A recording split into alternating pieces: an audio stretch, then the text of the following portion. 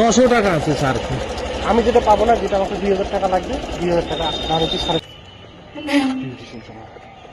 এটা আপনি চা পান একটু কটা দিচ্ছে? 500 টাকা স্যার। হ্যাঁ, পয়সা নি 500 টাকা দিলাম।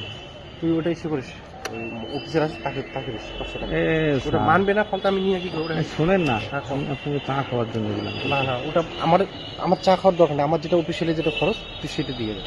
তোর তো বেশি টাকা আমার কাছে আছে, আমার বেশি টাকা আমার কাছে পয়সা নেই তো আর স্যার। আমি কি করবো ভাই? পয়সা নাই তো আমি কি করবো? তোর তুই পাসপোর্ট বানাবি, তুই পয়সা নেই, তুই পাসপোর্ট বানাবি, তুই পয়সা নেই, 500 টাকা নিয়ে শুক্র খাবার স্যার। শোনেন না কি তুই বলি। ও স্যার, শোনেন আমি কি বলি। সাড়ে ছয় কথা ভাই, আমি কথা বলবেন যা আছে পয়সা খরচা এগুলো যা আছে কত লাগবে তাহলে আপনার? আমি এটা বলতে পারবো না ভাই।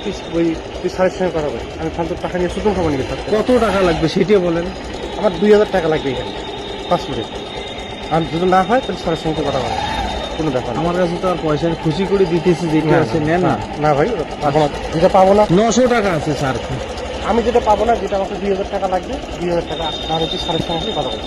স্যারকে যদি বলি যে আমি টাকা দিব না, তাও মানে স্যার যদি মানি নেয়, তাও আবার দিতে হবে, টাকা দরকার নেই। আসলে কালকে